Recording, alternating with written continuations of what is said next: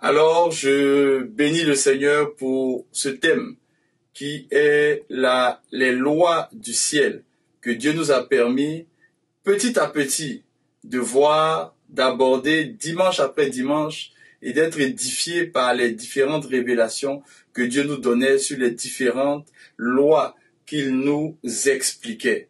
Et nous sommes infiniment reconnaissants parce que Dieu nous fait du bien.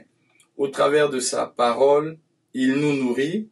Au travers de sa parole, il nous donne de comprendre les profondeurs de sa parole et d'être éclairés sur sa volonté pour chacun de nous. J'ai pris le temps de t'expliquer pourquoi Dieu a établi des lois sur terre. Lorsque nous lisons Job au 38e chapitre, nous voyons que Job déclare ces choses-là, mais il déclare une chose qui vient de Dieu. Il dit, connais-tu les lois du ciel? Donc Job nous apprend par le Saint-Esprit qu'il existe des lois dans le ciel. Et il dit, règles-tu leur pouvoir sur terre? En d'autres termes, les lois qui existent dans les cieux ont un pouvoir certain sur cette terre. Mais Job nous dit, règles-tu? Ça veut dire qu'il faut les connaître pour les régler. Or, régler quelque chose, ça veut dire pouvoir être sur une fréquence qui va te permettre d'utiliser cette chose à bon escient. Donc, nous avons compris qu'il existe des lois, effectivement, qui sont célestes, mais qui agissent sur terre. Et que Dieu n'a pas eu cesse, ou n'a eu cesse de nous les expliquer au travers de sa parole.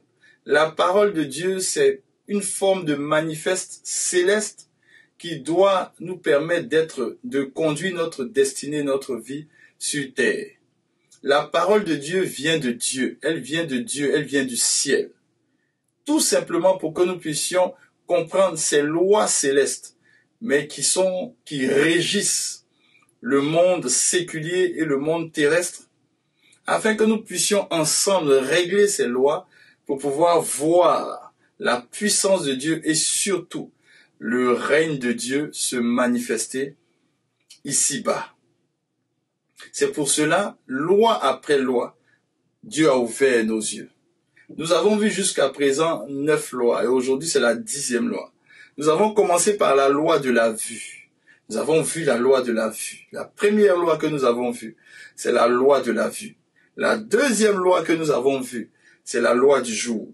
La troisième loi que nous avons vue, c'est la loi de la langue. La quatrième loi que nous avons vue, c'est la loi du lieu. La cinquième loi que nous avons vue, c'est la loi du centuple. La sixième loi que nous avons vue, c'est la loi de la miséricorde. La septième loi que nous avons vue, c'est la loi de la salutation. La huitième loi que nous avons vue, qui était tirée d'un message de la traversée ou du message de la traversée, c'est la loi de la foi. Et la neuvième loi que nous avons vue le dimanche dernier, c'est la loi de la paternité. Nous avons vu toutes ces lois-là. Et par la grâce de Dieu, la communication est en train de travailler pour qu'on ait ces messages-là sur un support, afin de pouvoir les réécouter et de pouvoir méditer à nouveau, méditer encore toutes ces lois, afin justement de régler leur pouvoir dans toutes les sphères de notre vie et dans tous les aspects de notre vie sur terre. Alléluia. Alors, comme je le disais, nous avons pu voir 9 lois. Aujourd'hui, nous allons voir la 10e loi. La 10e loi, et comme je l'ai dit en Job 38, Job dit que nous devons régler le pouvoir de ces lois célestes sur terre, afin qu'elles nous soient bénéfiques. Afin qu'elles nous soient bénéfiques. Et je vous ai dit que celui qui parle de régler, c'est vraiment faire de telle sorte que, voilà, ces lois-là puissent nous aider dans notre vie de tous les jours. Régler quelque chose, ça veut dire maîtriser la fréquence de la chose, maîtriser d'abord la chose, parce que pour régler quelque chose, il faut la maîtriser, il faut comprendre. Tu ne peux pas régler la lumière si tu ne maîtrises pas la lumière, si tu n'as pas un interrupteur pour régler la lumière. Il faut l'interrupteur pour pouvoir régler, diminuer ou augmenter l'intensité. Si tu n'as pas l'interrupteur, tu ne peux pas régler la lumière. Alors ici, Job est en train de nous dire que nous avons la possibilité de le régler. Et les lois que nous avons vues, justement, le Seigneur nous a donné des clés pour que nous puissions régler leur pouvoir sur terre et qu'elle te soit bénéfique dans tous les aspects de ta vie. Gloire à Jésus. Alléluia. Alors aujourd'hui, on va voir une loi puissante. Une loi très puissante. Depuis quelque temps, c'est un constat que beaucoup de personnes font. Moi aussi, je fais ce constat. Cette loi-là, les gens ont commencé à la délaisser. Les gens ont commencé à la délaisser. Pourtant, depuis le départ, depuis la création de la terre, depuis que Dieu a placé des hommes sur cette terre, Dieu n'a eu de cesse que de nous révéler cette loi, de nous montrer cette loi, d'en parler, de mettre l'accent là-dessus. Mais petit à petit, avec l'évolution des temps, l'évolution des choses, cette loi-là a commencé à être délaissée. Pourtant, c'est une loi qui est tellement bénéfique sur terre. C'est une loi divine, mais qui est très puissante sur terre. La loi que nous allons voir aujourd'hui, c'est la loi de l'offrande. La loi de l'offrande. Dis avec moi la loi de l'offrande. Dis encore plus fort, la loi de l'offrande.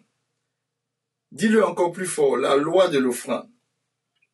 Dis encore plus fort avec moi la loi de l'offrande. La Bible nous dit en Lévitique 6, verset 14, « Voici la loi de l'offrande. » Dieu a établi une loi qui est la loi de l'offrande. Et là, il a dit en Lévitique. Mais avant Lévitique, on remarque, depuis le livre de la Genèse, on remarque déjà que Adam et Ève, ayant enfanté, donc leur premier enfant sur terre, la première postérité qui a foulé le sol de cette terre d'alliance que Dieu nous a donnée, Caïn et Abel, la Bible dit qu'à un moment de leur vie, ils sont venus faire une offrande à Dieu. Pourtant, tout ce qu'ils ont, c'est Dieu qui leur a donné. Tout ce que tu as, c'est Dieu qui t'a donné. Tout ce que tu peux avoir entre tes mains, ça vient de Dieu. La Bible dit que qu'est-ce qu'un homme a qui ne vient pas de Dieu? Tout ce que nous avons vient de Dieu. Tout ce que Caïn et Abel ont pu avoir, la récolte que l'un a eue, les brebis que l'autre a eues, tout ce qu'il a pu avoir, c'est parce que la bonté de Dieu s'est manifestée, c'est parce que Dieu a pourvu. Mais malgré cela, malgré le fait que Dieu est le propriétaire de tout, Dieu a pourvu, cette loi-là s'est mise en marche, qui est la loi de l'offrande. Dieu a voulu qu'il lui fasse une offrande. Peu importe ce que tu donnes à Dieu, ça ne peut pas l'émouvoir. Pourtant, Dieu a établi cette loi. Et il a dit en Lévitique 6, il dit c'est une loi qui est établie. Et cette loi-là, il dit les fils d'Aaron, qui est le sacrificateur. Toi qui as accepté Jésus-Christ, tu es devenu un roi et sacrificateur. Alors c'est une loi que tu dois connaître. Et sur cette loi, tu dois agir. C'est une loi qui doit te conduire sur cette terre. Aujourd'hui, beaucoup de personnes donnent leur dîme. Elles sont fidèles dans leur dîme, mais très peu de personnes ont la culture de l'offrande. L'offrande est une culture que tu dois avoir. L'offrande est une culture que nous devons avoir. Parce que le Dieu que tu adores, c'est aussi le Dieu des dîmes, le Dieu des prémices, le Dieu des sacrifices, mais c'est aussi le Dieu des offrandes volontaires et des offrandes pour des vœux et des offrandes de toutes sortes de nature. C'est un Dieu des offrandes aussi. Et Dieu dit, malgré ce qu'il t'a donné, il attend aussi que tu aies la culture de l'offrande. Alors la Bible dit, lorsqu'on regarde en Genèse 4, versets 3 à 5, la Bible nous parle de l'offrande de Caïn et de l'offrande d'Abel. La Bible dit que l'Éternel porta un regard favorable sur Abel et sur son offrande. Dieu a porté un regard favorable sur la personne. Dieu ne porte pas seulement un regard favorable sur toi, mais Dieu porte aussi un regard favorable sur ce que tu offres, sur ton offrande. Qu'est-ce que c'est l'offrande? L'offrande, c'est simplement une libéralité. Quelque chose que tu donnes de façon libre. Personne ne te poursuit pour donner. On ne met pas un couteau sur ta gorge pour que tu le donnes. Tu n'as aucune oppression ou de pression pour donner. C'est un don de libéralité. C'est cela l'offrande. L'offrande, c'est un don. L'offrande peut avoir plusieurs synonymes. On peut parler d'holocauste, on peut parler d'aumône, on peut parler de don, on peut parler d'offrande aussi, on peut parler de libéralité. Mais tout cela, ce sont les offrandes. Et c'est une loi que Dieu a établie sur terre. Il dit sur terre, cette loi doit être vue sur terre. Alors, Caïn et Abel font des offrandes. La Bible dit que Dieu a agréé, a eu un regard favorable sur Abel et sur son offrande. Et j'ai compris que Dieu a un regard favorable sur la piété des gens, la vie des gens, la consécration des gens. Mais Dieu aussi attend d'avoir un regard favorable sur tes offrandes. Tu peux avoir une vie de piété exemplaire. Tu peux avoir une vie, tu marches avec Dieu, c'est exemplaire. Comme Abel, il avait une vie de consécration exemplaire. Dieu n'a pas eu seulement un regard favorable sur lui en tant que consacré, mais il y a eu aussi un regard favorable sur son offrande. En d'autres termes, Dieu a besoin d'avoir un regard favorable non seulement sur ta personne, non seulement sur ta consécration, mais aussi sur tes offrandes. Et en parlant d'offrande, justement, la Bible nous le dit en Proverbe 11, verset 14. La Bible dit, en Proverbe 11, verset 24, la Bible dit que tel qui donne libéralement, s'enrichit. Le donner libéralement, c'est quoi? C'est une offrande. Quelqu'un qui a la culture de l'offrande, la Bible dit qu'il s'enrichit. Proverbe 11, verset 24. Celui qui a la culture de l'offrande, la Bible dit qu'il s'enrichit. Mais la Bible dit que celui qui n'a pas la culture de l'offrande, c'est quelqu'un qui épargne à l'excès. Parce qu'il y a des moments, Dieu a besoin que tu aies la culture de l'offrande, que tu sois quelqu'un qui sait faire des offrandes. Mais toi, tu épargnes à l'excès. Tu veux tellement que ce que tu as puisse grossir, grandir, sans savoir que la loi de l'offrande multiplie le peu que tu as. La loi de l'offrande te donne d'avoir plus que ce que tu as déjà. La loi de l'offrande bonifie, multiplie le peu qui est dans tes mains. La loi de l'offrande enrichit. La Bible dit que celui qui donne avec libéralité ou libéralement, celui qui fait des offrandes, qui a la culture de l'offrande, celui-là, il s'enrichit. Pourtant, la Bible dit que c'est la bénédiction de l'Éternel qui enrichit, n'est-ce pas? Ça veut dire quoi? Ça veut dire que quelqu'un qui est béni, c'est quelqu'un qui a l'habitude de faire des offrandes. Quelqu'un qui est béni, c'est quelqu'un qui va faire des offrandes, qui fait des offrandes, qui a la culture de l'offrande. Et je l'ai remarqué dans le monde séculier. Dans le monde séculier, les gens qui ont beaucoup de biens, beaucoup d'argent, à un moment donné, ils développent la culture de l'offrande. Ils vont donner dans des orphelinats, ils vont donner dans des endroits, ils vont donner. C'est cela la culture de l'offrande. Mais les amis, c'est à nous. Dieu a dit cela dans sa parole. Depuis le commencement, depuis la Genèse jusqu'à la fin, Dieu parle d'offrande. C'est un Dieu d'offrande. Mais aujourd'hui, quand vous allez dans des églises, quand vous vous approchez des cercles chrétiens, vous vous rendez compte que les gens ont perdu la culture de l'offrande. Ils sont beaucoup plus, quand vous regardez, ils sont beaucoup plus, c'est ma dîme. La dîme, c'est tout à fait normal. Il faut la rendre à Dieu, c'est tout à fait normal. Mais l'offrande, les amis, l'offrande, c'est un autre niveau. L'offrande, tu n'es pas obligé. Tu vois, c'est pas une obligation, mais tu le fais libéralement, librement. Et c'est en cela, justement, qu'on voit, est-ce que tu es attaché à ce Dieu-là, ou est-ce que tu es attaché à tes biens? Et la culture de l'offrande a commencé à quitter petit à petit les cercles évangéliques et les cercles chrétiens. Aujourd'hui, c'est beaucoup plus dans le monde séculier qu'on voit des gens faire des offrandes. Mais il ne doit pas en être ainsi. C'est pour cela que je suis venu te parler de cette loi-là. C'est une loi importante pour ton Dieu. Et nous allons progresser pour que tu comprennes que c'est une loi qui est tellement importante. Tu vas voir l'importance de l'offrande pour Dieu. L'importance de l'offrande pour Dieu. Tu vas comprendre comment l'offrande, la loi de l'offrande, elle est importante pour ton Dieu. Elle est trop importante pour ton Dieu. Alors tu vas dire avec moi, l'importance de la loi de l'offrande pour mon Dieu. Premièrement, il faut que tu saches que l'offrande est un symbole de reconnaissance. Tu veux voir l'importance pour ton Dieu? Dieu dit que pour lui, quelqu'un qui a la culture de l'offrande, c'est quelqu'un qui est reconnaissant envers Dieu, envers son Dieu, qui est reconnaissant de tout ce que le Seigneur fait pour lui. Parce qu'il sait que toute offrande est un remerciement, est une action de grâce, car il rend à Dieu un peu de ce que Dieu lui a donné pour lui dire merci. L'offrande, c'est un symbole de reconnaissance. Quelqu'un qui a la culture de l'offrande, c'est quelqu'un qui est reconnaissant à son Dieu. Pas quelqu'un qui a la culture de la dîme. Quelqu'un dans un pays, quelqu'un qui paye ses impôts, c'est pas quelqu'un qui est reconnaissant envers le pays. C'est un devoir.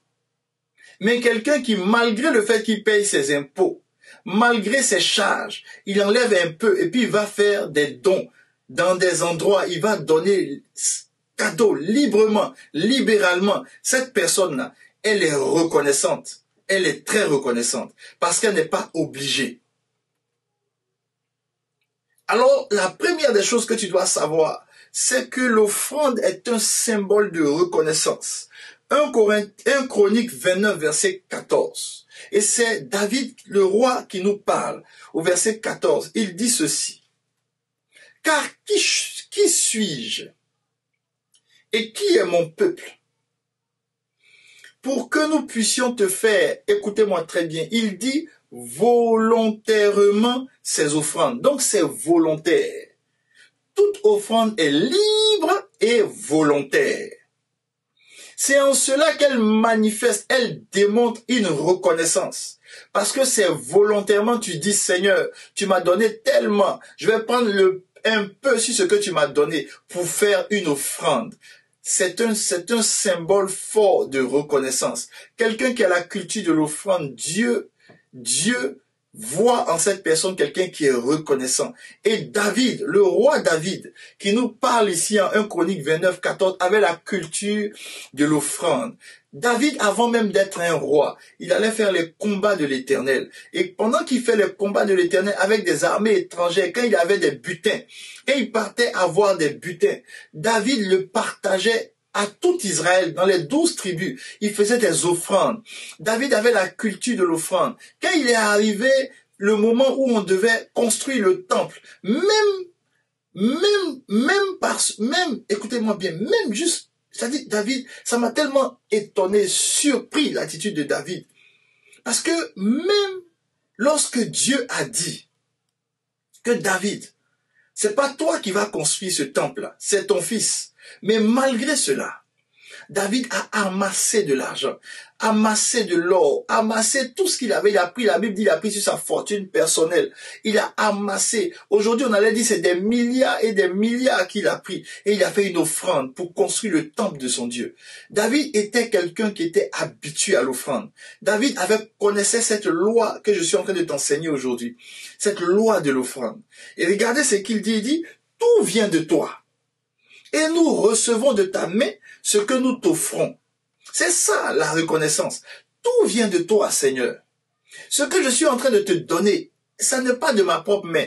C'est parce que tu m'as béni que j'ai pu avoir cela. Mais malgré le fait que tu m'aies béni, je prends quand même dans ce que tu m'as donné. Non pas seulement pour la dîme je la donne, c'est tout à fait normal. Mais je prends aussi une offrande pour te dire merci, pour reconnaître tes bénédictions à mon encontre. Et c'est ce que David dit. Il dit, nous recevons de ta main ce que nous t'offrons. L'offrande que nous te donnons, c'est quelque chose que nous recevons de toi. Donc je te le donne en action de grâce pour te dire merci. C'est pour cela dans le psaume 50, verset 14, il dit, offre pour sacrifice à Dieu des actions de grâce. Offre ici, c'est fais des offrandes. Fais des offrandes à ton Dieu, des actions de grâce. Donc les actions, l'offrande est un symbole d'action de grâce, de reconnaissance. Tu dis merci à Dieu. Tu lui rends grâce parce qu'il t'a donné aussi. C'est cela l'offrande. Et il nous le dit encore au verset 23 du même psaume 50. Il dit celui qui offre, celui qui fait une offrande à Dieu, pour sacrifice des actions de grâce. Il glorifie Dieu. Donc Dieu est glorifié lorsque tu as la culture de l'offrande. Dieu est glorifié parce que tu lui rends grâce. Tu lui dis, Seigneur, ce que je t'offre, ça vient de ce que tu m'as donné. C'est une reconnaissance que tu manifestes à ton Dieu. La première des choses, le premier symbole de l'offrande, c'est la reconnaissance. Le deuxième symbole de l'offrande est un symbole de piété et de crainte de Dieu. Quelqu'un qui a développé la culture de l'offrande, c'est quelqu'un qui est pieux, mais aussi qui craint Dieu. Et je vais vous donner l'exemple dans la parole de Dieu, dans le livre des Actes. Je vais vous donner l'exemple de Corneille en Acte 10. Et vous allez lire le verset 1 jusqu'au verset 4. Et on va le lire ensemble. La Bible nous dit ceci. Il y avait à Césarée un homme nommé Corneille, centenier de la cohorte dite italienne. Au verset 2, la Bible dit que cet homme était pieux et craignait Dieu. C'était un homme pieux et qui craignait Dieu, avec toute sa maison. Et regardez comment il craignait Dieu. La Bible ajoute en disant ceci. Il faisait beaucoup d'aumônes. L'aumône, c'est l'offrande. C'est aussi un synonyme d'offrande. Cet homme-là, qui était pieux, qui craignait Dieu, faisait beaucoup d'offrandes. Et j'ai constaté que quelqu'un qui craint Dieu a la culture de l'offrande. Il fait beaucoup d'offrandes. Et ici, on dit qu'il faisait beaucoup d'offrandes au peuple. Quelqu'un qui a la crainte de Dieu, c'est quelqu'un qui manifeste la loi de l'offrande. Il se tourne à gauche, il fait des offrandes. Il se tourne à droite, il fait des offrandes. À l'église, il fait des offrandes. Il y a telle chose à faire, il fait des offrandes. Il a la culture de l'offrande parce qu'il sait que tout ce qu'il reçoit vient de Dieu. La piété, la crainte de Dieu se voit aussi par la culture de l'offrande, par la loi de l'offrande qui est en marche dans la vie de la personne. Par la loi de l'offrande. Et regardez un peu, cet homme qui craignait Dieu, parce qu'il faisait beaucoup d'offrandes. La Bible continue de nous dire au verset 3 qu'il y a eu la visitation d'un ange qui est entré chez lui. Et lorsque l'ange est entré chez lui, l'ange a parlé à Corneille et lui a dit, il lui dit Corneille, et les regards fixés sur lui, il avait eu peur, il a été saisi d'effroi. Il répondit, qu'est-ce Seigneur?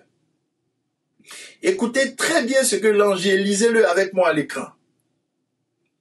Et l'ange lui dit, tes prières et tes aumônes sont montées devant Dieu, et il s'en est souvenu. L'ange lui dit que tes prières et tes offrandes sont montées devant Dieu. C'est pas seulement les prières. Beaucoup de personnes prient, mais elles n'ont pas la culture de l'offrande. Les prières montent, mais Dieu ne voit pas aussi des offrandes qui montent. Les amis, je me suis rendu compte que la prière a la capacité de monter au ciel, mais aussi les offrandes que tu fais, ça a la capacité de monter. C'est pour cela qu'il faut que tu aies une vie d'offrande. La Bible dit, Proverbe 11, 24, celui qui donne, qui fait des offrandes s'enrichit.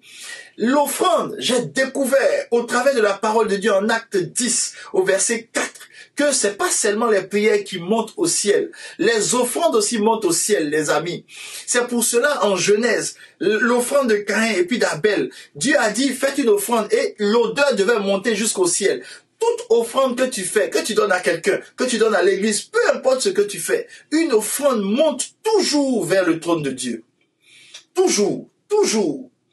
C'est pour cela, j'ai dit au Seigneur, Seigneur, ne cesse jamais de me donner un cœur qui sait donner, qui sait faire des offrandes. Même quand je n'ai pas, le peu que j'ai dit, Seigneur, donne-moi de ne pas m'enfermer sur moi-même et penser que c'est une forme d'épargne. Je vais épargner à l'excès qui va me donner des opportunités. Non, les amis, non, les amis. J'ai déjà vu des personnes qui n'avaient pas d'emploi et Dieu leur a donné une idée. Et cette idée-là leur a donné d'employer plusieurs personnes. Ce n'est pas parce que tu épargnes à l'excès que ça va te faire du bien. Non. Dieu dit que tu dois avoir la culture de l'offrande. L'offrande, comme ta prière, monte aussi. Et la Bible dit que les prières sont montées, y compris les offrandes. Et il dit, Dieu s'en est souvenu. Donc tes prières montent devant Dieu, tes offrandes aussi montent devant Dieu. Tout ce que tu donnes là, ça monte devant Dieu. Et Dieu se souvient non seulement de tes prières, mais il se souvient aussi de ce que tu offres, que tu donnes. Donc, deuxième chose que tu dois savoir, deuxième symbole. Pourquoi c'est important pour Dieu cette loi? C'est que l'offrande est un symbole de piété et de crainte de Dieu. Et l'offrande montre aussi comme tes prières devant Dieu. Deuxième symbole.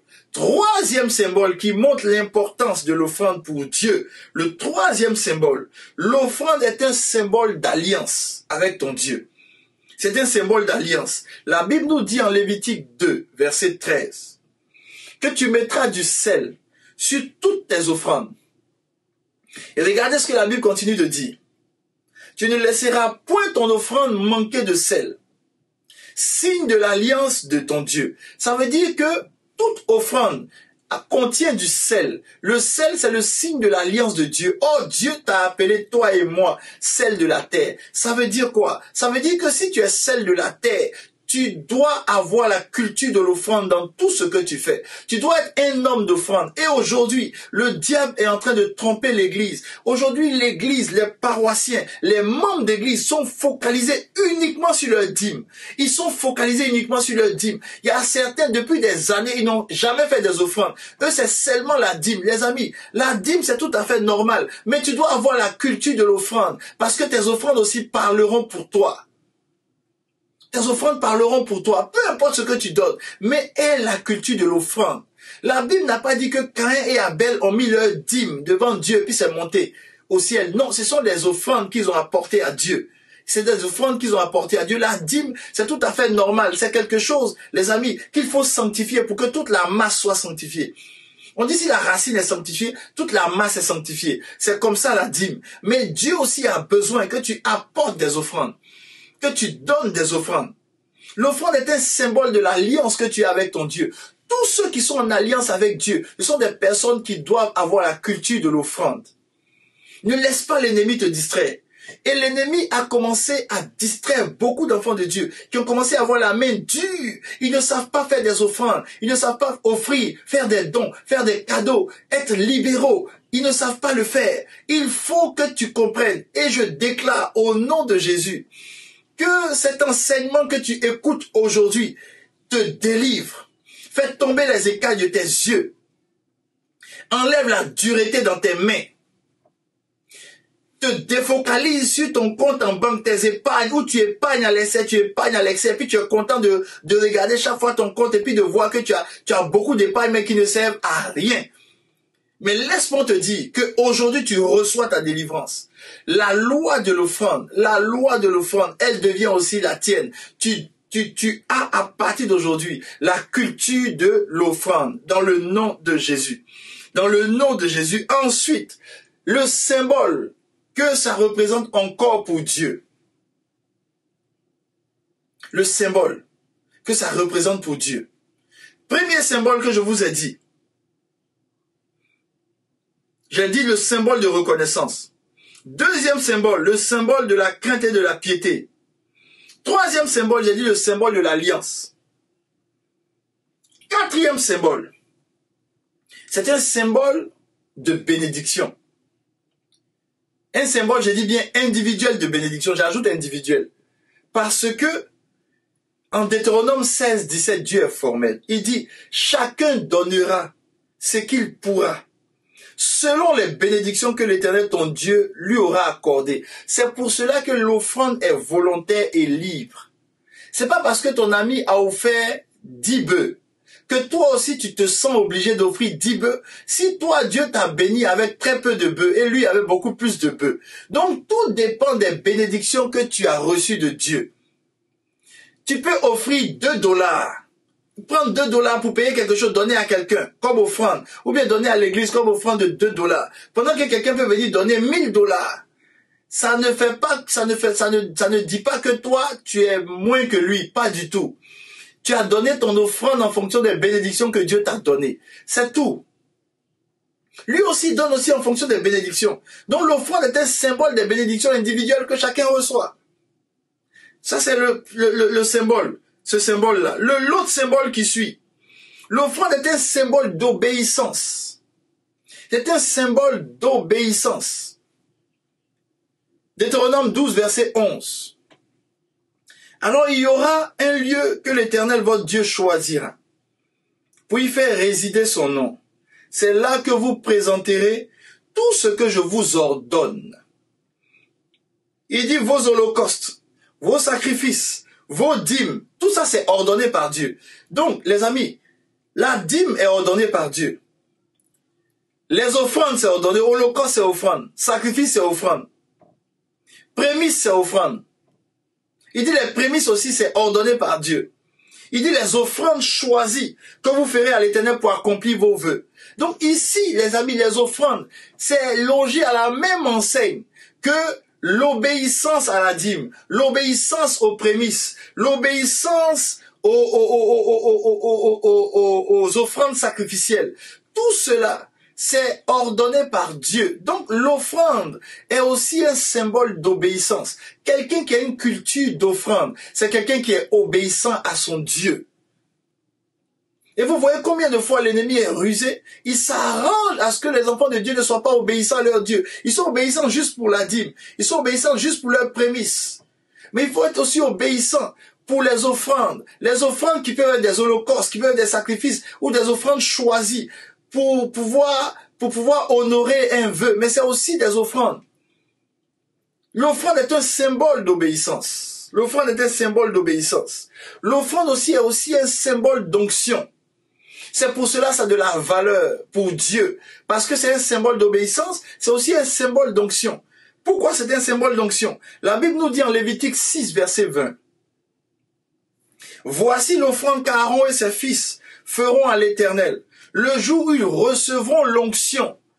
Ça veut dire que toi qui as reçu l'onction de Dieu, l'onction du Saint-Esprit, il dit que tu dois faire des offrandes à Dieu. Tu dois avoir une culture d'offrande. Et il continue ici, toujours dans ce même verset pour dire, l'offrande qu'ils vont faire doit être une offrande perpétuelle. Ça veut dire que quelqu'un qui reçoit l'onction de son Dieu, toi qui veux l'onction, toi qui veux l'onction pour prêcher, toi qui veux l'onction pour prophétiser, toi qui veux l'onction pour pouvoir guérir des malades, toi qui veux l'onction pour faire l'œuvre apostolique, toi qui veux l'onction pour enseigner la parole de Dieu, toi qui veux l'onction pour être un bon pasteur, toi qui veux l'onction pour que les malades soient guéris, pour que l'atmosphère change, toi qui veux l'onction pour que la gloire de Dieu soit vue. La Bible dit que toi qui reçois l'onction, tu dois avoir la culture de l'offrande et tu dois le faire de façon perpétuelle. Ça veut dire que ta vie doit être une vie d'offrande, ça ne doit pas s'arrêter. Non seulement tu offres ton corps comme un sacrifice vivant à ton Dieu parce que tu es à son service, mais tout ce que Dieu met entre tes mains aussi à son service. Ça veut dire que tu prends aussi des offrandes volontaires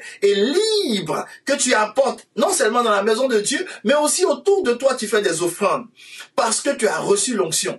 Et je me suis rendu compte que des personnes qui ont l'habitude de faire des offrandes, c'est des personnes que Dieu bonifie dans leur onction. Dieu bonifie. Les amis, même faire des cadeaux à ta conjointe et à ton conjoint, pour le plaisir simplement de donner, n'attends pas des anniversaires, n'attends pas que ce soit une fête particulière, n'attends même pas un jour particulier. On dit les jours des amoureux, le jour de ceci, n'attends pas cela. Aie la culture de l'offrande. Tu sors, tu vois quelque chose d'intéressant, que toi-même tu aimerais qu'on t'offre des choses. Tu vois un parfum, tu vois quelque chose, tu viens, tu offres cela à ta bien-aimée. C'est la culture de l'offrande. La Bible dit que celui qui a reçu l'onction, c'est quelqu'un qui a la culture de l'offrande. Il doit faire une offrande perpétuelle à Dieu. Ça veut dire que tu ne te limites pas seulement aux dîmes dans la maison de Dieu, mais tu donnes aussi des offrandes dans la maison de Dieu. Tu as cette culture de donner l'offrande. On dit il y a des projets de construction, tu apportes ton offrande, tu n'attends même pas qu'on te demande, tu n'attends même pas qu'on te le répète chaque fois, mais tu te programmes, tu dis c'est ma culture, je vais donner une offrande pour que la maison de Dieu soit bâtie, je vais donner une offrande pour que la maison de Dieu soit entretenue, je vais donner une offrande pour que on puisse faire de bonnes choses dans la maison de Dieu. Je vais avoir cette culture de l'offrande. Cette culture de l'offrande. C'est un symbole d'onction. L'offrande aussi, elle est faite aux hommes, mais elle est destinée à Dieu. Elle est destinée à Dieu. Elle est faite aux hommes. Exode 21, verset 1. Exode 25, verset 1. L'Éternel parla à Moïse et dit, parle aux enfants d'Israël qu'ils m'apportent une offrande. Et il dit, vous la recevrez pour moi. Vous la recevrez pour moi. Beaucoup de personnes ne veulent pas faire d'offrande parce qu'ils regardent les personnes qui vont recevoir l'offrande pour Dieu. Mais ne pas ce regard-là. Dieu, c'est Dieu lui-même qui a dit. Exode 25, verset 1, c'est pas moi qui ai écrit. J'ai trouvé la parole de Dieu. comme toi et moi. Dieu dit, donne à Moïse. Il dit, l'Éternel parle à Moïse, il dit, parle aux enfants d'Israël qu'ils m'apportent une offrande et vous allez la recevoir pour moi. Dieu dit d'apporter l'offrande, d'être des personnes qui lui donnent des offrandes, qui apportent, et ce sont ces hommes qui vont recevoir l'offrande. Donc l'offrande, tu vois, est donnée aux hommes, mais c'est destiné à Dieu. Et beaucoup de personnes regardent aux hommes. Ce qui fait que, au lieu de faire de bonnes offrandes à Dieu, ils regardent la tête de la personne qui va recevoir l'offrande. Et ils sont là, ils sont dubitatifs. J'ai vu des personnes. Et les amis, c'est pour ça que je vous dis, cette loi de l'offrande, il faut la prendre au sérieux. Il faut la prendre au sérieux. C'est pas une loi qu'on a inventée. C'est pas une loi que j'ai inventée. C'est une loi qui vient de ton Dieu. Et le Seigneur a attiré mon attention moi-même là-dessus. En disant, j'ai ordonné que vous m'apportez à moi, mais au travers des hommes. Et regardez ce que beaucoup de personnes font. Ils regardent l'onction de la personne pour envoyer l'offrande. Ils disent, celui-là, c'est peut-être un prophète national, je vais lui donner $100 d'offrande. Mais celui qui est de l'autre côté, oh, lui, c'est un prophète international, je vais lui donner $5000 d'offrande. Ceux qui font ça ont un problème. Parce que ce petit prophète national, il a le même Saint-Esprit que le prophète international. Ce petit serviteur, caché dans un petit coin d'une ville reculée, dont l'église n'est pas connue, il a le même Saint-Esprit. C'est un envoyé aussi de Dieu. Ce Moïse-là, que le peuple ne considérait pas trop, que les gens ne considéraient pas, ce Moïse-là, c'est lui. Dieu a dit, envoyez l'offrande à cette personne. Donc, lorsque tu veux donner, ne regarde pas la personne à qui tu donnes. Mais dis-toi que c'est à Dieu que tu donnes. C'est pas à un homme. Même si c'est l'homme qui le reçoit. Même si cet homme qui reçoit, il n'a pas un grand titre. C'est pas un archibishop. C'est pas un évêque. C'est pas un bishop international. Peu importe. Mais si Dieu te dit, donne-lui 50 millions de dollars, donne-lui. C'est pas à lui que tu donnes. Ne pense pas que tu vas l'enrichir. Dis-toi que tu le donnes à Dieu. Exode 25, verset 1. Il dit, dis aux enfants d'Israël qu'ils m'apportent une offrande et c'est vous qui allez la recevoir pour moi. Tout ce que tu apportes à Dieu, nous le recevons, mais c'est pour Dieu. C'est à Dieu que tu donnes. Le jour où Dieu te dit, fais une offrande à ta femme. Quand tu donnes à ta femme, faut pas regarder si elle est gentille avec toi, elle n'est pas gentille avec toi. Quand tu le donnes à Dieu. Au travers d'elle. Si Dieu te dit de donner une offrande à un ministère, une église, peu importe, donne-le parce que tu le donnes à Dieu au travers de ces personnes-là. Ensuite, l'offrande révèle l'état du cœur. Les amis, l'offrande, ça révèle l'état du cœur. L'offrande révèle toujours l'état du cœur.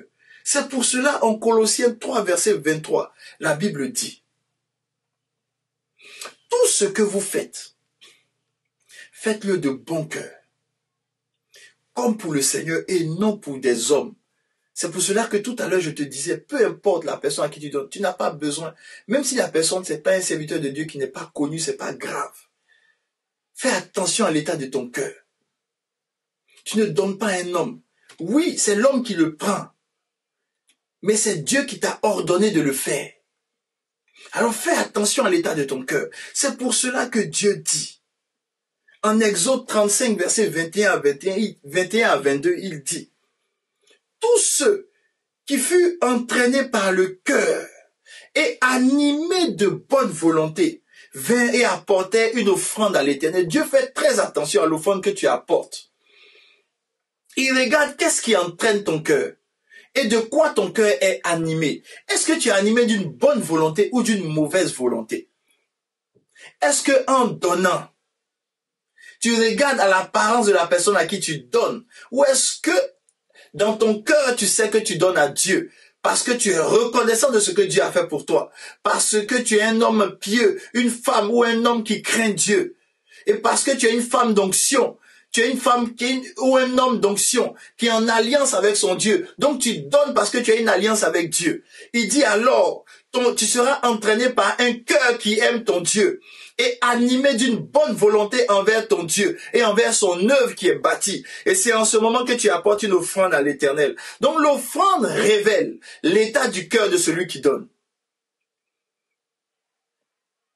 Et il dit au verset 22, les hommes vinrent aussi bien que les femmes. Donc que ce soit les hommes ou les femmes, il dit tout ce dont le cœur était bien disposé. L'offrande que tu apportes, tu dois avoir un cœur bien disposé. Un cœur bien disposé. Dis avec moi, un cœur bien disposé. Un cœur bien disposé. Alléluia. Ça, c'est cela l'importance de l'offrande pour Dieu. Maintenant, je vais t'expliquer comment activer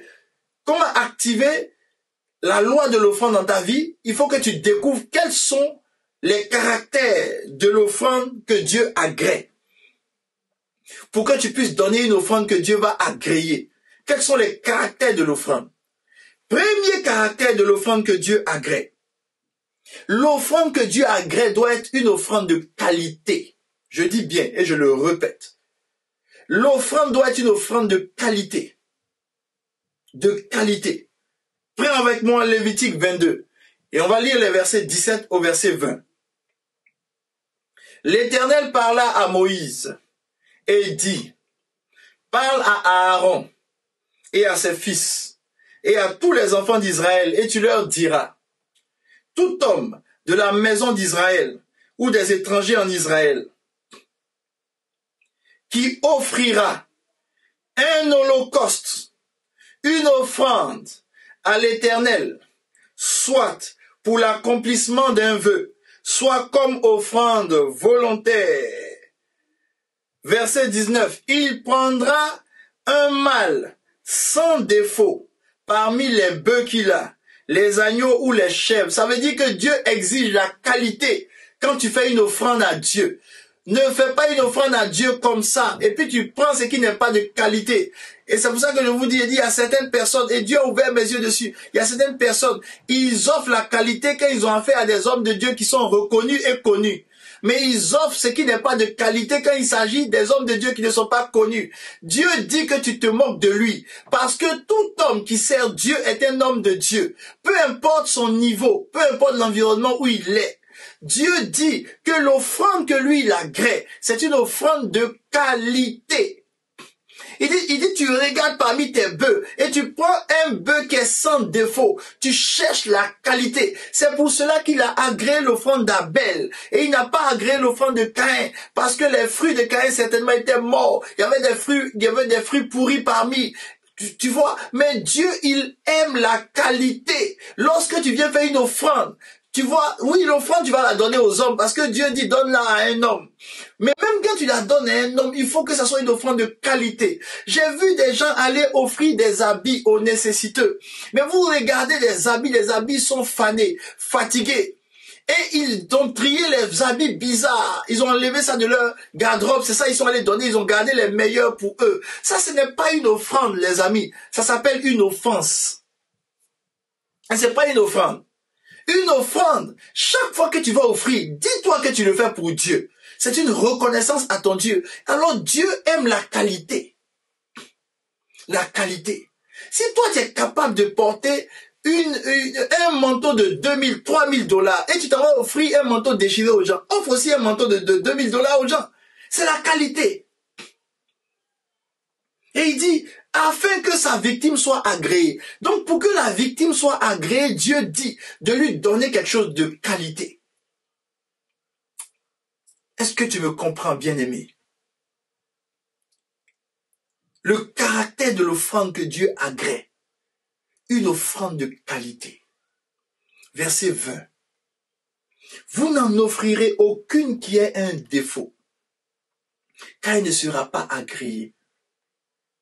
Tu veux offrir, donner une offrande, c'est une offrande de qualité. Une offrande de qualité. Dis avec moi une offrande de qualité. Malachie 1, verset 8. Premier caractère, offrande de qualité, Malachie 1, verset 8. Quand vous offrez en sacrifice une bête aveugle, n'est-ce pas mal?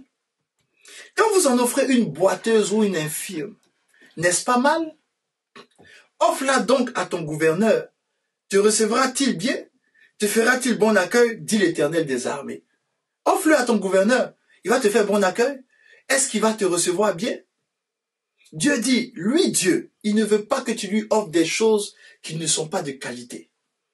Il dit, vous offrez à des hommes qui ont des positions sur cette terre, des choses de qualité. Lorsque tu vas te retrouver devant ton premier ministre, est-ce que tu vas lui offrir ce que tu es capable d'offrir à ce petit pasteur qui n'est même pas connu? Non, tu vas pas le faire. Au premier ministre, tu vas offrir de belles choses.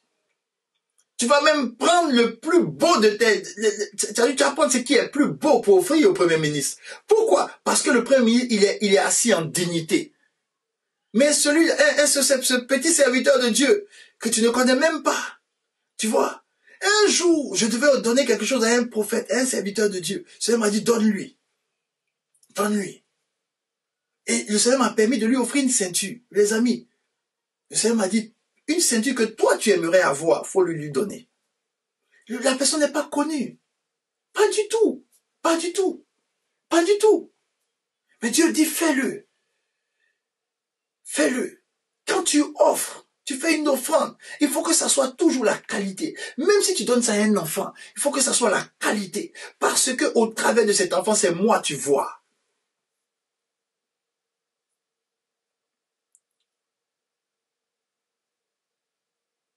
Reçois ta délivrance. Qu'à partir de ce message, Dieu te donne la culture de l'offrande de qualité à ton Dieu. Deuxièmement, deuxième caractère de l'offrande que Dieu agrée. L'offrande doit avoir un prix, ça doit te coûter quelque chose. Ça doit te coûter quelque chose. Et nous allons revenir à David, qui nous donne un enseignement sur l'offrande. 1 Chronique 21, verset 24. Mais le roi David dit à Ornan, non, je veux l'acheter contre sa valeur en argent, car je ne présenterai point à l'Éternel ce qui est à toi. Et je n'offrirai point une offrande à mon Dieu, un holocauste qui ne me coûte rien. David dit, lorsque j'offre à quelque chose à Dieu, ça doit me coûter quelque chose. Je ne vais pas offrir ce qu'on m'offre. Ce qu'on me donne en cadeau qui ne m'a rien coûté, c'est ça que j'offre à Dieu. Non. Je vais offrir à Dieu ce qui me coûte quelque chose. Donc, le deuxième caractère de l'offrande que Dieu agrée, c'est une offrande qui a du prix à tes yeux, qui te coûte quelque chose, qui te coûte quelque chose. Deuxième caractère. Troisième caractère de l'offrande que Dieu agrée. L'offrande doit être apportée avec une conscience pure. Une conscience pure. Tu n'apportes pas l'offrande de Dieu avec une conscience impure. Et je vais te donner un exemple en Matthieu 5, versets 23 à 24.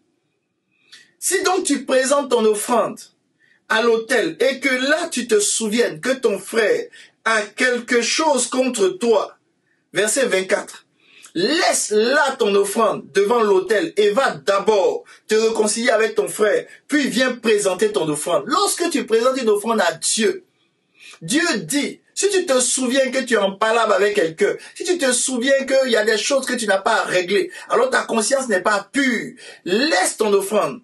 Il n'a pas dit repars à la maison avec ton offrande, envoie ton offrande et puis tu dis, pasteur, oh bien-aimé, je donne cette offrande à l'église, mais pour le moment, gardez l'offrande. Je vais revenir pour la prière concernant l'offrande, mais j'ai quelque chose à faire. Et tu retournes, tu vas te réconcilier avec ceux avec qui tu dois te réconcilier. Parce qu'une offrande que tu apportes à Dieu, Dieu va regarder l'état de ta conscience, de ton cœur. Est-ce que tu as un cœur pur? Si tu as un cœur de calomnie, si tu calomnies les gens, si tu médites sur les gens, si tu as des rancunes encore contre les gens, et puis tu viens offrir à Dieu, c'est pas une offrande qui l'agrée. Pas une offrande qui l'agrée. Il faut que tu aies une conscience pure. Une conscience pure. Troisième caractère de l'offrande. Quatrième caractère de l'offrande. Ton offrande doit être sincère. Quatrième caractère de ton offrande doit être sincère. Malachie 1, verset 14, il dit ceci. Maudit soit le trompeur qui a dans son troupeau un mâle et qui voue et sacrifie au Seigneur une bête chétive. Il faut être sincère avec Dieu. Cela rejoint même la qualité, le caractère de la qualité, mais ça va un peu plus loin. Ici, il dit, faut pas être un trompeur, faut pas tromper Dieu. Faut pas le tromper, faut être sincère avec lui. Tu ne peux pas avoir dans tout ce que tu as de bonnes choses, et puis tu tries dans ces choses-là, tu prends ce qui est vil, et puis c'est ça que tu apportes à Dieu. Il dit, je suis un grand roi, dit l'Éternel des armées, mon nom est redoutable parmi les nations. Donc quand tu fais une offrande dans la maison de Dieu, s'il te plaît, faut être sincère dans ton offrande, faut pas tromper Dieu. Dieu est grand. Quand tu apportes à Dieu, regarde à sa grandeur, et puis respecte-le, honore-le par ton offrande. Honore-le par ton offrande. Cinquième caractère de l'offrande. Je vais aller rapidement, le temps avance. Cinquième caractère de l'offrande. L'offrande doit être libre de dette. Ton offrande doit être libre de dette. Libre, je dis bien libre de dette. Exode 35, verset 5, il dit, prenez sur ce qui vous appartient une offrande pour l'Éternel. Il dit, c'est sur ce qui t'appartient. Faut pas prendre ce qui t'appartient pas. Faut pas prendre le crédit pour aller faire une offrande à Dieu. Le crédit ne t'appartient pas. C'est un crédit, c'est pour quelqu'un d'autre. Prends ce que tu as, même si tu n'as pas beaucoup. Prends le peu que tu as pour faire une offrande à Dieu. Dieu dit que ton offrande doit être libre de dette. N'offre pas quelque chose à Dieu qui ne t'appartient pas. Ton offrande doit être libre de dette. Cinquième caractère de l'offrande. Sixième caractère de l'offrande. L'offrande doit être joyeuse, libre d'influence et de contrainte. Ça veut dire que ton offrande, là, tu ne dois pas le faire sous la contrainte, sous l'influence de qui que ce soit. Même si je viens et puis je fais un message, je dis donnez. Faut pas que ce que je dis va t'influencer, pas du tout. Une offrande, elle ne se fait jamais sous influence. Une offrande ne se fait jamais sous la contrainte. Elle se fait toujours dans la joie. Dans la joie. Dans la joie. 2 Corinthiens 9, verset 7. Que chacun donne comme il a résolu en son cœur. Ça doit être une résolution que tu prends. C'est ça une offrande. C'est une résolution dans ton cœur. Ça ne vient pas de quelqu'un, c'est toi qui décides.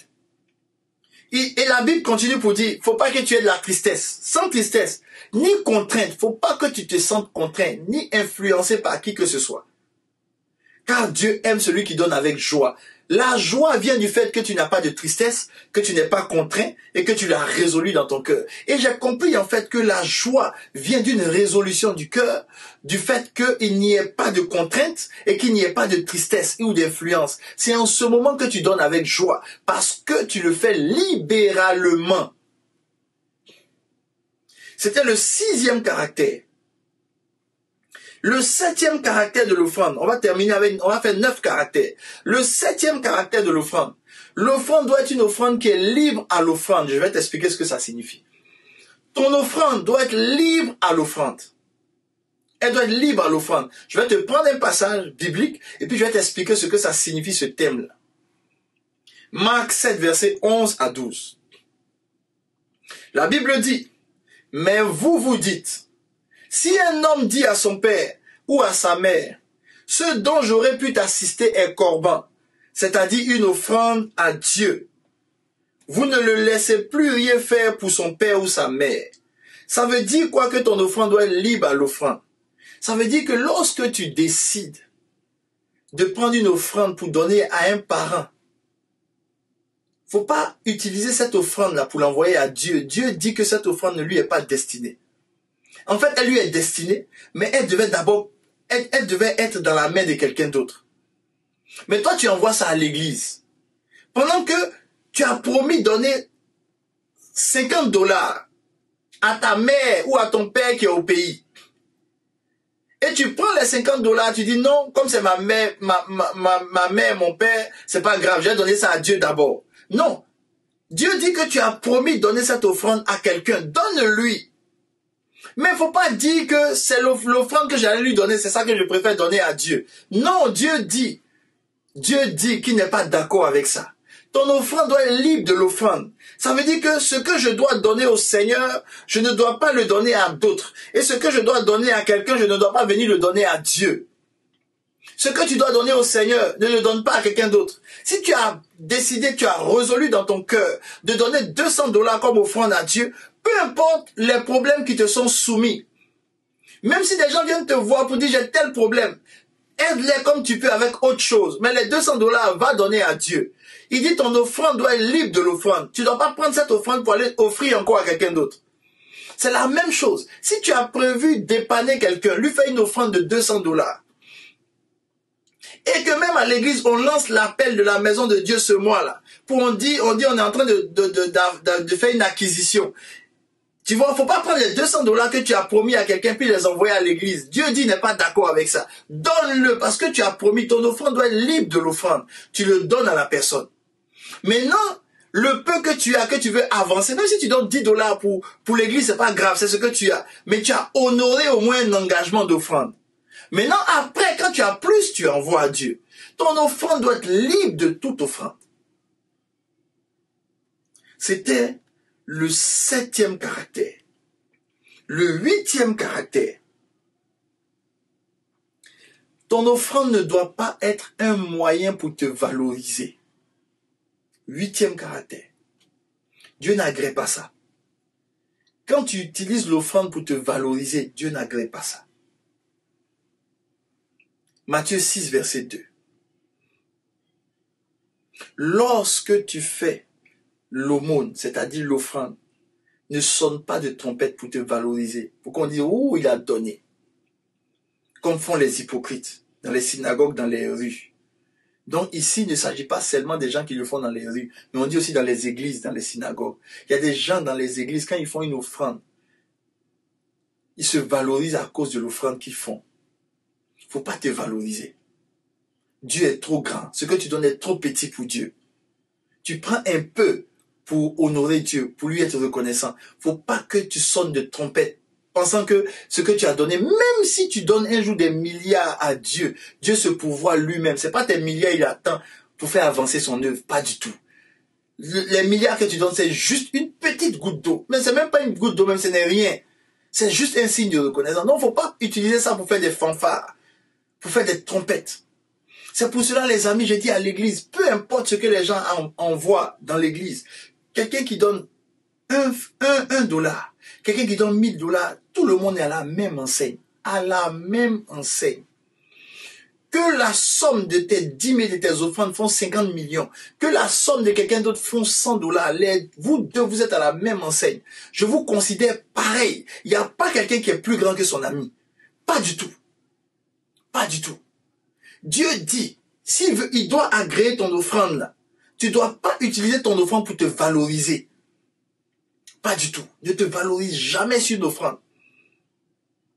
Il dit, afin d'être glorifié par les hommes, ne cherche même pas la gloire des hommes. Pas du tout. Ne la cherche pas du tout. Donne. Et puis sois humble. Même si Dieu t'a permis de donner beaucoup, faut pas utiliser ça pour faire des fanfares, sonner des trompettes, pour te faire voir. Pas du tout. Il ne faut pas penser que parce que tu donnes plus, tu auras une meilleure place dans l'église. C'est pas du tout ça. Pas du tout. Pas du tout. C'est pas parce que tu donnes que tu vas t'asseoir devant. Impossible. Impossible.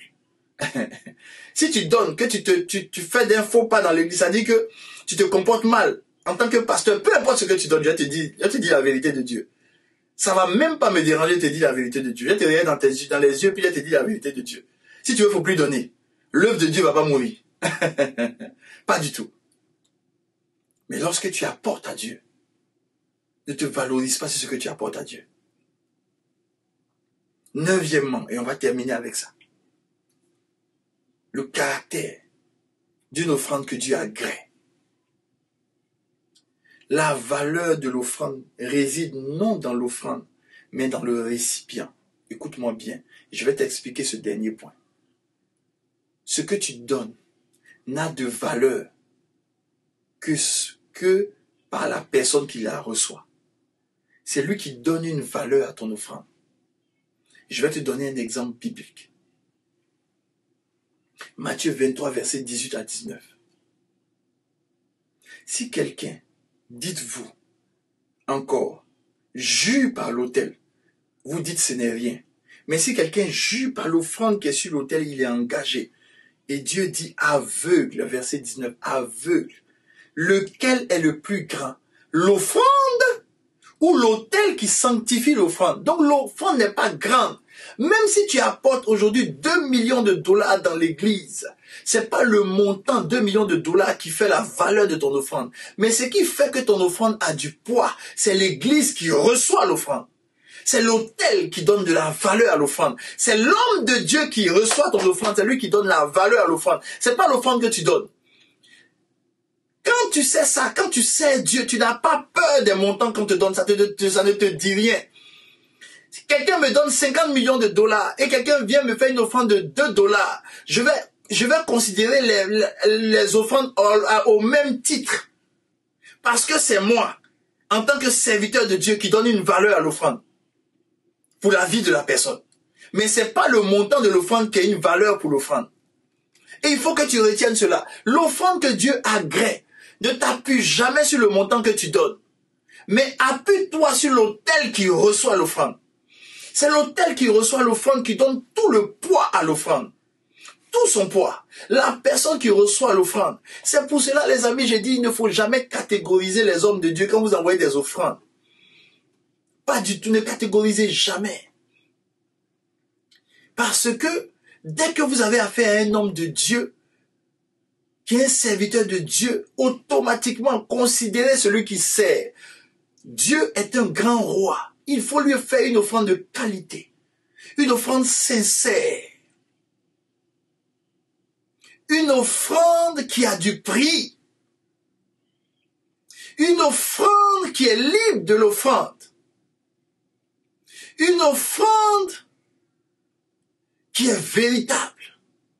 Une offrande qui ne cherche pas à vous valoriser vous-même. Pour que l'homme de Dieu se dise que waouh, c'est toi qui donnes. Non. Mais une offrande qui valorise ton Dieu. Qui montre que tu es reconnaissant vis-à-vis de ton Dieu. Et c'est important que tu saches ces choses. Les caractères de l'offrande, et je récapitule, les caractères de l'offrande que Dieu agrée, l'offrande de qualité, l'offrande qui a un prix, l'offrande apportée avec une conscience pure, l'offrande qui est sincère, l'offrande qui est libre de dette, l'offrande qui est joyeuse et qui n'est sous aucune influence et aucune contrainte. Septièmement, l'offrande qui est libre de l'offrande. Septièmement, huitièmement, l'offrande qui ne cherche pas, qui n'est pas utilisée pour se valoriser. La personne qui fait l'offrande ne l'utilise pas pour se valoriser elle-même, pour être glorifiée par les hommes. Non. Neuvièmement, l'offrande